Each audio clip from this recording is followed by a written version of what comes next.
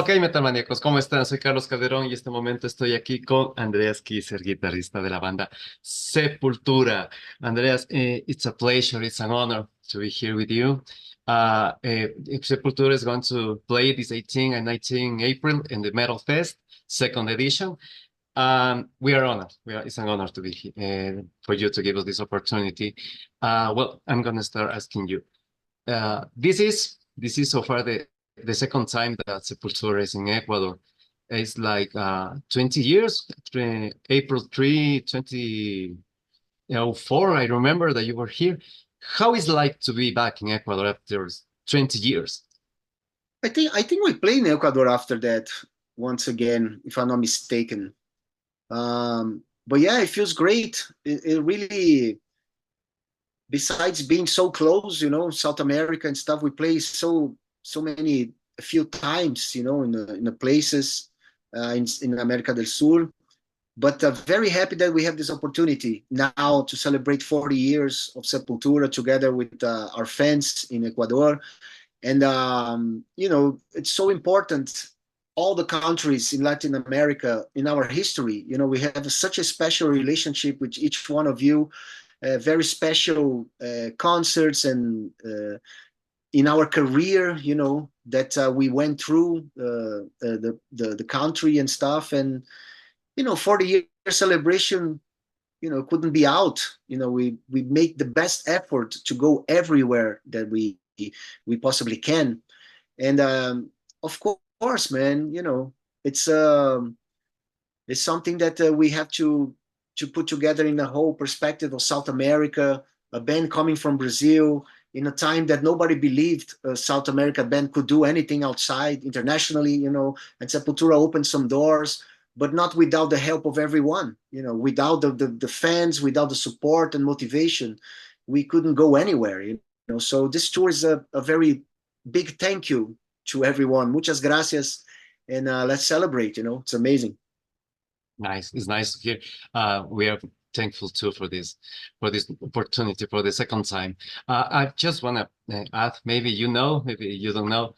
It's funny because in that concert, the news, the traditional news, make a statement about how satanic, how drugs, even weapons were shown outside of the La Plaza del Toro in Quito.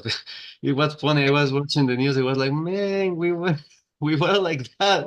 I didn't see Of drugs. course, yeah. Anyway, Unfortunately, I mean, yeah, we as a metal community, we still suffer the prejudice of this wrong image of what metal is all about. Metal is a family thing, goes through generation. It's like a fantastic feeling. No one is there to try to steal, your friend's woman or something, or try to fight. Everybody's connected together. The mosh pit's a very respectful place. People take care of each other, and it's a crowd. It's people that don't like to buy bootleg stuff. Metal crowd, they want the official stuff, official shirt, the official album, the official, everything. So it keeps the scene, the metal scene, strong and alive. So it's great that we have this communication, and we're gonna fight for the truth. Metal was never a violent thing, was never something evil in a sense of something bad for people. I mean, because of metal, I speak different languages. I visited 80 countries. I have friends all around the world. I learned how to play music. I learned how to play classical guitar. It took me to the world. It took me to new experiences. It's art. And metal is one of the styles more popular in the world. Just as I said, Sepultura went to 80 countries in 40 years of history. Regardless of politics, regardless of religion, metal is there. Even in Iran, where it's forbidden, it's there. They're metal bands. They fight for their right to express themselves through metal. It's amazing. So this is where we have to show the truth. Metal is powerful. Metal is family. The vinyl collection or the CD collection goes through father to son, and to grandson, and go and on, So it's a very real thing. It doesn't depend of the #1 Billboard charts or whatever is playing on the radio stuff. It's much deeper than that. It's much more truthful than that. So it's a privilege to be in this metal world. I only learned, and I still learning every day. Getting better as people, as person, as a professional, as a musician. And metal is very democratic. You see how many women and how many races, and you see Rob Halford coming out and not suffering a censorship or a cancellation or any other of that bullshit, that you see in many other communities, whatever, and embrace differences, embrace this type of things that will only, it helps us grow together as people, as I said, as tolerance, understanding, and hugging, welcoming in everything, and we only have to embrace that and to show this is the metal world, it's democracy, is respect, and it's family. It's amazing. Yeah, that's the way heavy metal is. And it's fun. It's funny because if you're speaking, it's not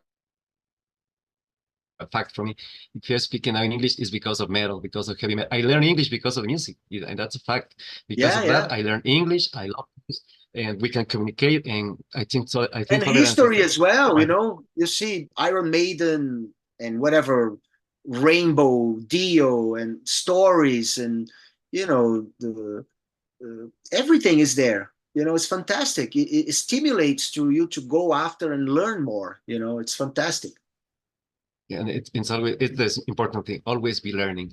Now, to my next question, it's like 4 decades that Sepultura is in stage making music, and you have a lot of evolution in your music, and you using even tribal music, Brazilian folk.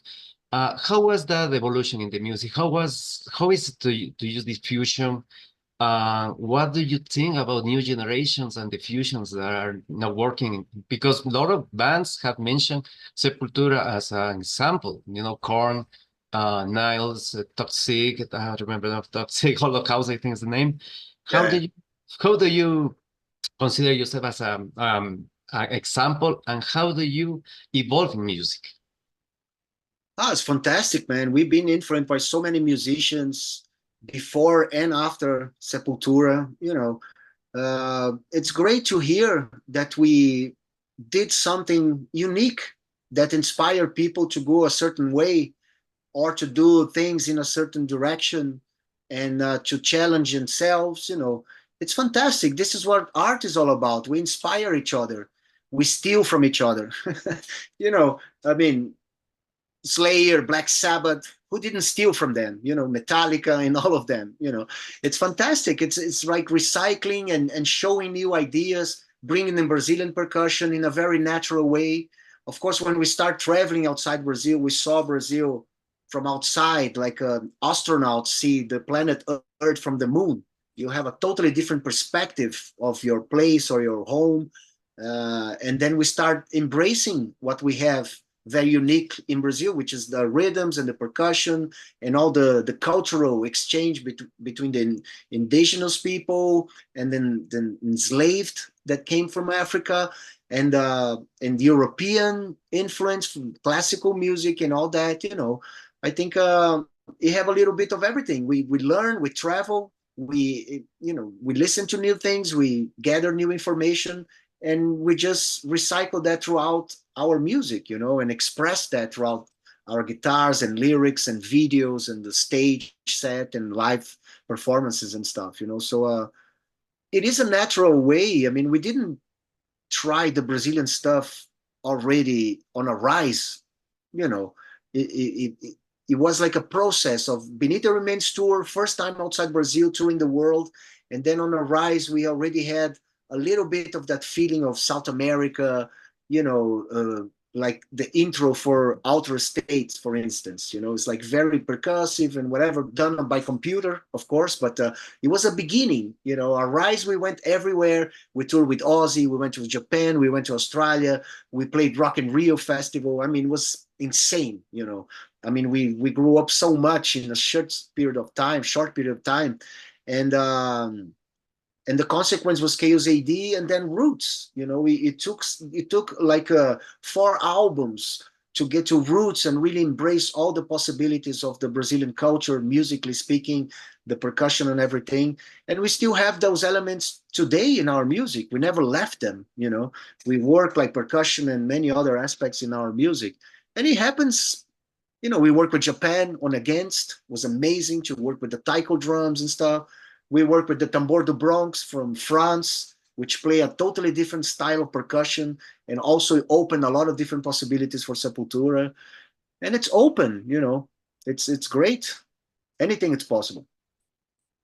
Great to know, great to listen. Okay, my next question is, well, Ecuador is now in a countdown for 18 and 19 April, so we can watch, we can see Sepultura and the rest of the bands, and you are sharing now stage with international bands and national bands. I mean, bands from here. That's great. Ecuador. Maybe have you listened to Ecuadorian bands? What do you think of rock and heavy metal in Ecuador? Dude, I wouldn't know how to. It's been a while, that I don't have connections. Of course, on the radio show that I have with my son, I get a lot of music from all over the place. But in general, the Latin America metal, it's very heavy, it's very aggressive, that realm, I mean, being in South America, you have that extra hate about politics and religion and all of that shit, that we put on music and lyrics and stuff. And we deal with that throughout that. So but it'll be great on the festival to have this opportunity to see what's going on in Ecuador nowadays. It's going to be amazing. Great to know. Okay, before we finish this interview, I'd like you to send a message to the metalheads in Ecuador and give an invitation for the MetalFest this 18 and 19 of April. The MetalFest, right? Yes, MetalFest, second edition. Sí, amigos y amigas de Ecuador, muy contento de volver a su país y estamos muy felices de estar en MetalFest en la segunda edición para celebrar 40 años de Sepultura en nuestra gira de despedida. Entonces, no te lo pierdas, estaremos ahí celebrando juntos y ya con muchas gracias por todo que han hecho por Sepultura en nuestra historia y muy contentos de volver a Ecuador. Beso a todos. Cool. Ok, entonces, Metalheads, ya saben, soy Carlos Calderón, acá desde la ciudad de Cuenca, y quiero invitar a todo ese público cuencano, quiteño, guayaco, de todos lados a presentarse en el MetalFest, 18 y 19 de abril, no lo olviden, segunda edición. Gracias, thank you, Andreas, for this interview, thanks for the opportunity. Thank you, gracias a todos. Y se despide Carlos Calderón en Maniac TV, la tierra del rock y metal. Rock out. Yeah.